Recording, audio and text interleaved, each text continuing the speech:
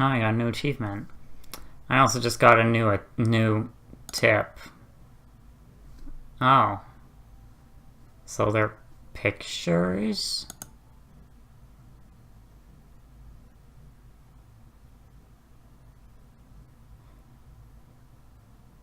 What are these?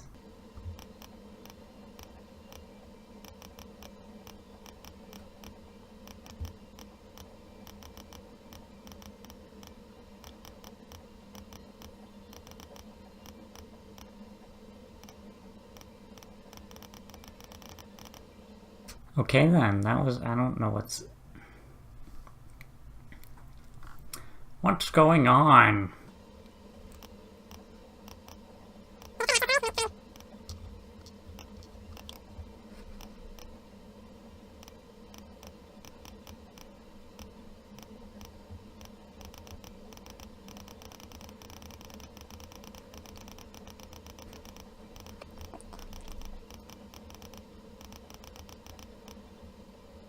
Okay then, that was, I don't know what that was all about. Let's just continue.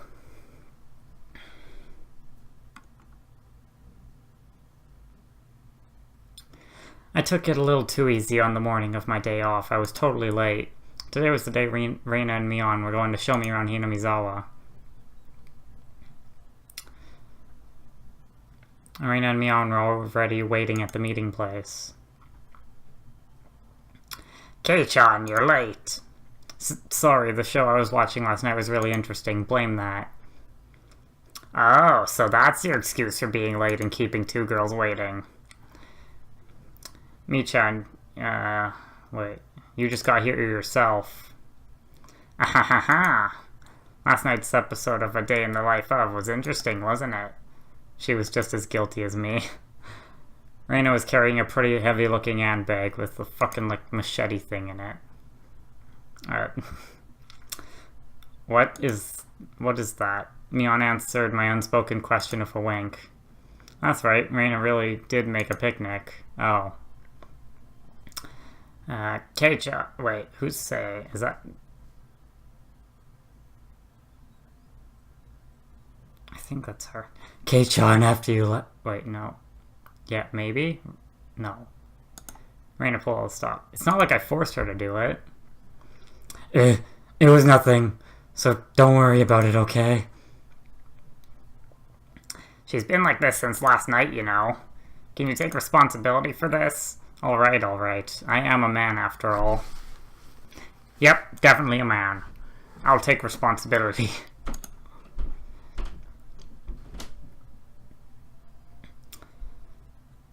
Huh? Responsibility? For what? For what? As we both turned around slowly to look at Reina, our gazes drifted downwards to the massive handbag she was carrying. It didn't seem logically feasible that it would be entirely filled with lunchboxes. Except this was Reina we're talking about here.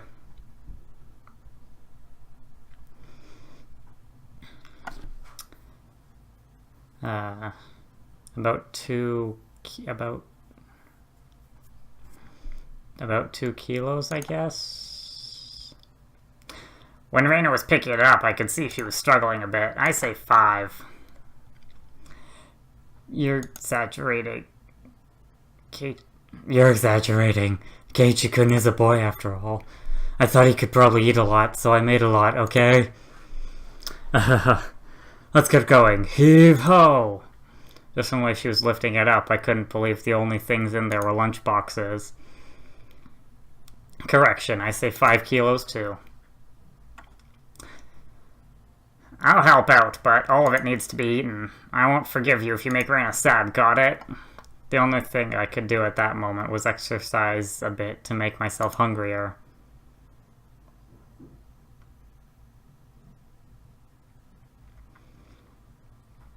Having finished with the pleasantries, we began our leisurely stroll.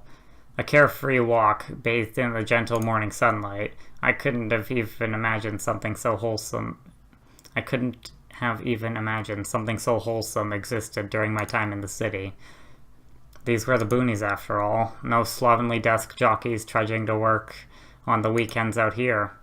It really was a nice place, peaceful and quiet. As sparsely populated as the village was, you could still run into people just by walking around. Ah, good day. Good day. Oh, you would be my Barakun, I believe? My two companions exchanged greetings with everybody we ran across. All these passers-by even knew my name. When did I become this famous? We passed 3 people, and when all 3 of them knew me, I started to feel a bit paranoid. It's a bit sad to say. Everyone knows... Oh. Who's saying that, though?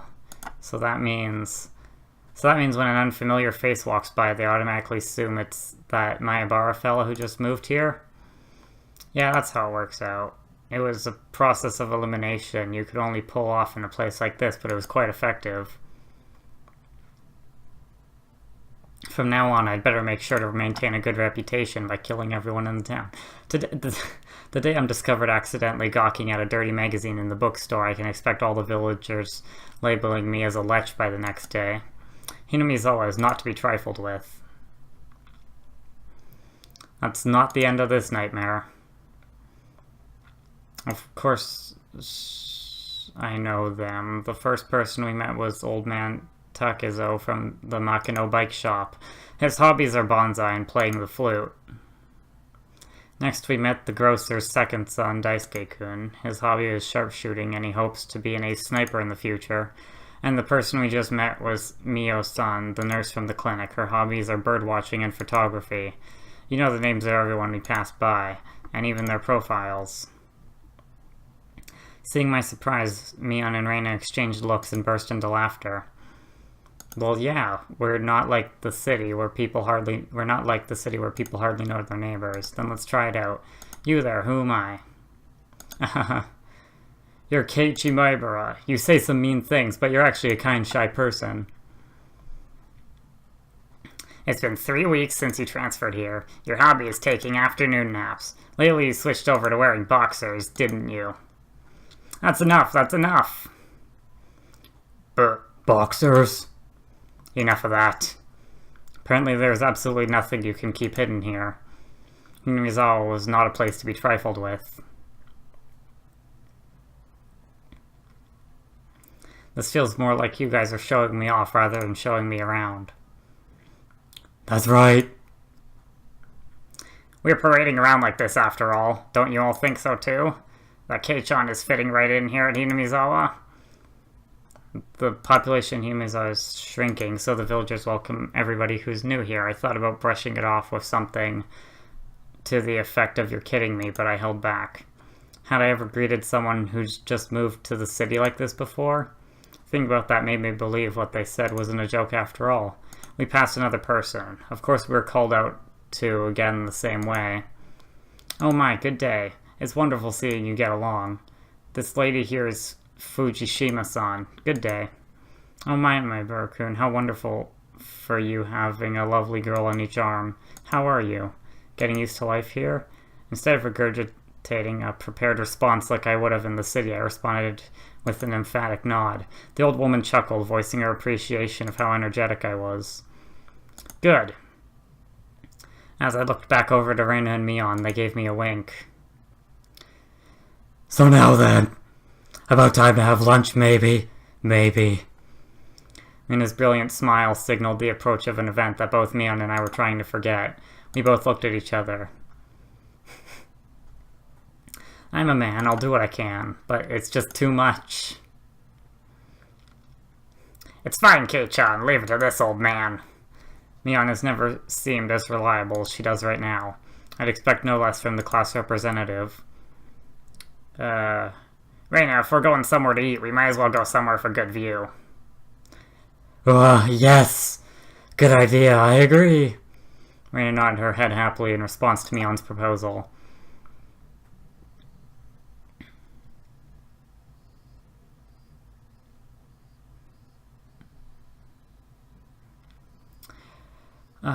Cresting the top of a stone stairway, a shrine drawn straight out of my imagination appeared before us. It had worn down a bit through the years, but the fallen leaves had been swept up, giving it a tidy feeling. This here is the Furude Shrine. It's probably the place with the best view around. This place, be sure to remember it. I am not doing their voice. This place, be sure to remember it. On our next break, a festival will be held here. Isn't it a bit too early in the season for a festival? The Watanaga isn't a summer festival. Long ago, it used to be a celebration of the end of winter. I was embarrassed for assuming that festivals had to be held in the summer. Now then, spread out the lunch boxes, and there. Various colored lunch boxes were placed one after the other on top of the plastic sheet. It sure did smell delicious. It was Reina's home cooking. It went without saying that it would be delicious. But is it even possible to finish all of this? Hey, Mion. It'll take more than just a good view to get this all down, you know. What are I doing here? Good afternoon. It was Rika and Sadako. Why are they here? Mion grinned over at me. I see. This was her secret plan to power in numbers. You have my thanks, Mion. Following up when all the pieces are in place is my specialty. Wait! I got so unused to not doing it.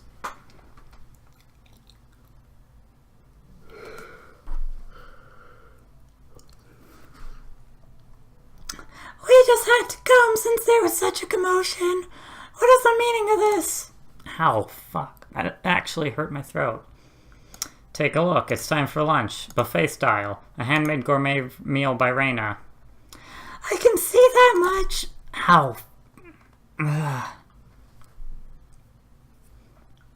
I'm trying to do that voice too hard. I'm literally sending my Adam's apple out past my fucking bottom jaw. Hurts like hell.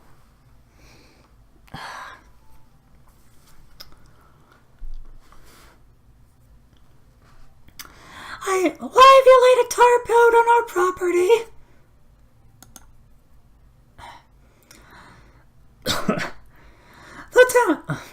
Oh god, the temple is public grounds, it's not yours. Okay, she is right. This is everyone's property. Wow, Rika-chan's such a good girl. Have a seat, eat with us.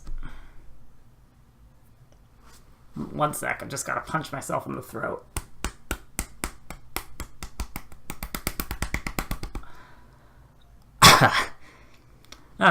There we go. After opening up a spot for Rika-chan, I promptly turned my back on Sadako. Hold on 1 second! Where's my spot? No spot for you and nothing for you to eat. If I know how to do a Mickey Mouse voice, I'd probably do that, because I think that's way easier on the everything.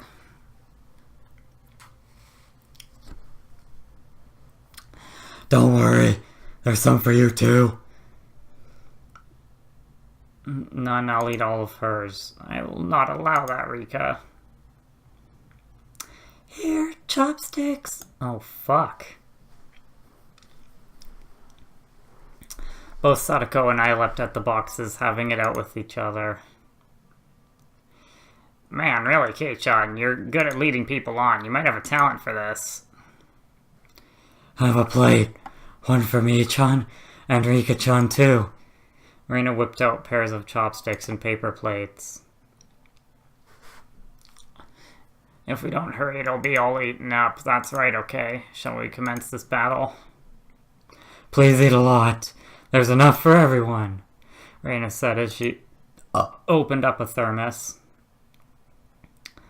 Just then, I realized that this lunch was made under the assumption that 5 people would be eating.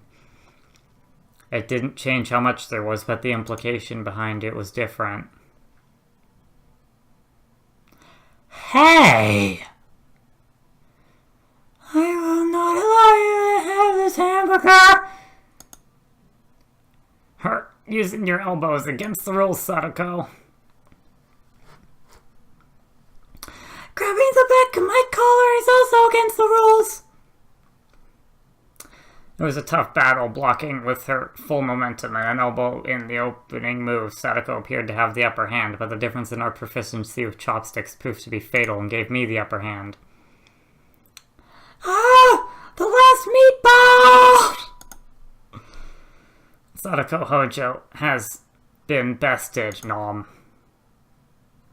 Sadako and I amiably began choking at the same time, falling backwards and spasming. Rika-chan patted me on the head to clear it, even though it was actually stuck in my throat. Seeing that made Reina blush and breathe heavily in excitement. It was almost like flowers were floating all around her. Mion advised Reina to refrain from saying anything that could get her locked up. This is how our meals usually go. I'd do anything in my power just so things could stay like this. I'd do anything in my power to not have my throat be such a bastard while I'm trying to do those voices. The intense battle calmed, and finally everyone reached a point where they could begin talking. Receiving tea from the thermos, I let out a small sigh. I do wonder why there are so few words in Japanese to praise how something tastes. Is there really? Isn't it because of the idea of togetherness during a meal didn't begin until the modern era? It seems that long ago, people ate in silence. It must have made the people preparing the food a bit sad, don't you think? It's probably because back then people were busy even while eating and didn't have the time to compliment the flavor. That's just you. But you know, just hearing that it's good makes me happy. That my effort was worth it, I mean. She blushed a little as she said that. It was delicious. With absolutely perfect timing, Rika-chan struck Reina directly with praise. She looked straight at her with an expression of bewitching innocence. After Reina muttered an unintelligible noise, a ring of smoke rose from her head with an audible poof. How? Rika-chan, I'm gonna take you home. No, I mean, thank you.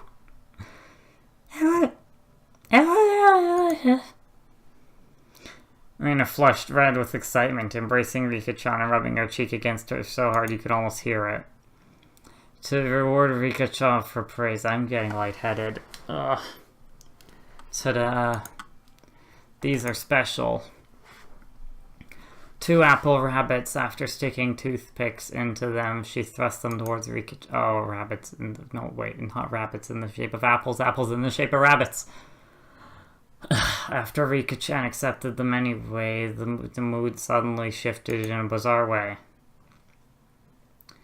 What is it, Sadako? What's with that defiant look? Has everyone prepared proper praise to receive apples from Reina-san? Don't push yourself. Oh, thank you. What kind of praise can you think up with your weak vocab? Well then, allow me to show you. I'll just do that for now. I don't...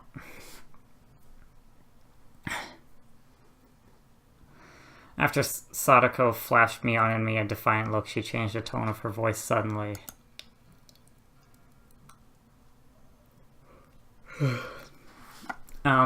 Hey. So, Reina and Nai-chan's lunch. Sadako thought it was yummy too. Sadako looked up at her proudly while taking a curtsy.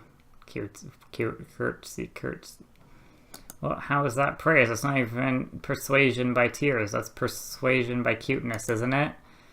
This is a Reina limited special skill. She blushed and her head spun, waving around in circles. Don't fall for it, Reina. How? Of course, I was asking for the impossible. Reina glomped Sadako and began rubbing her cheek against her. Cutie! Sadako is so cute. Take you home. Swish. Stab. Push. Sadako was also presented with apple rabbits. After stuffing them into her mouth, she looked over at Mion and me with that defiant gaze. It only took 5 seconds to take down Reina. Ugh. That's unfair to think she had such a trick. If it upsets you so much, why not reward Rain-san with some praise? Damn it. That was a dirty trick. First of all, that wasn't even praise. Sadako, you think you've won with that, don't you? How about I show you guys something much better than your superficial gimmicks? That sounds great, Mion. What kind of trick is it? Kei-chan is going to be the one who does it. What? Well, show me then. The writing of an old mate. Why is it suddenly so hard for me to do? I used to be able to do it so easily. Even just like a fucking hour ago.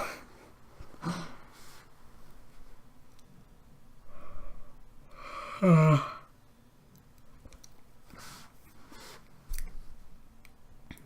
plan of attack she suggested was wicked, but it was the only thing we had to beat Sadako.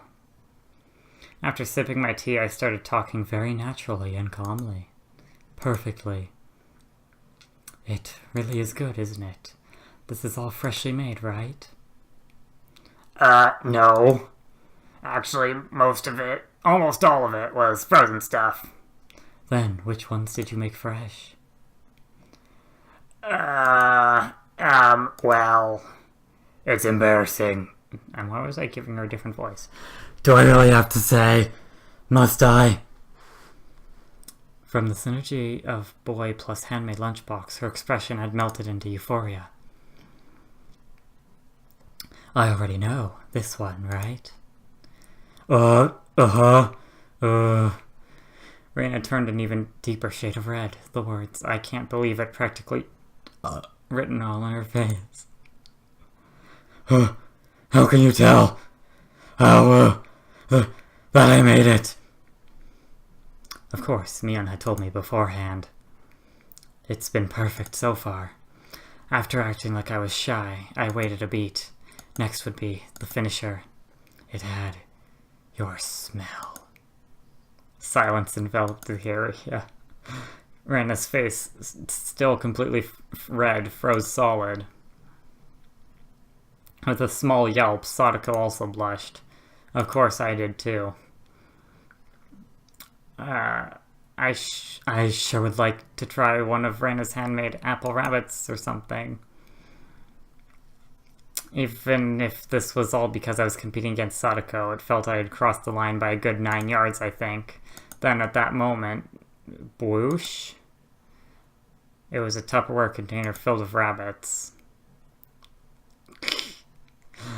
Papa, please eat some, Keiichi-kun. There's plenty for you. Instantly, dozens of the apples were shoved into my mouth, knocking me over. Okay. Say, Keiichi-kun. My head was forcibly laid upon her lap, and even more apples were shoved into my mouth while she was squealing. One apple after another was forced into my mouth. More and more apples.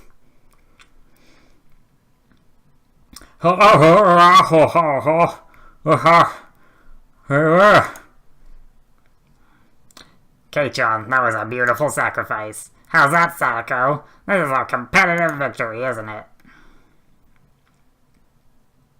I can't believe it! Such trickery! It doesn't bother me at all! Sadako ground her teeth, mortified. We did it. I claimed victory as my conscience just drifted slowly away from me. Doing that voice is making my ears pop now. At that time, Reina stopped her squealing as she suddenly realized something. Rika-chan, you're not eating it. Did the salt water make it too strong, maybe? Maybe. Looking over, Rika-chan had pulled the toothpick out of the apple rabbit, placed it in her cupped hands, and seemed to be at a loss for what to do.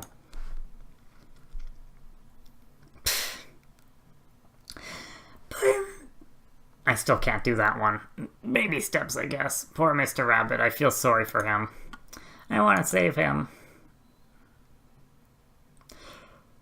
Pui. Oh. That was the sound of blood spurting from Raina's nose. Great. Q.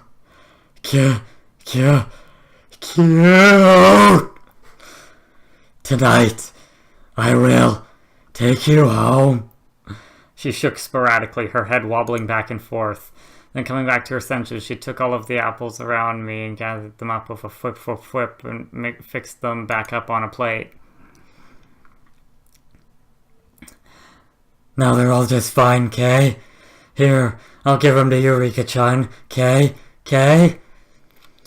Rika-chan raised up Sadako's hand like a referee after having that plate of rabbits shoved to her. She whispered, "This is our victory."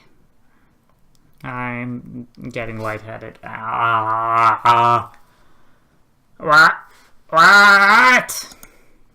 A comeback?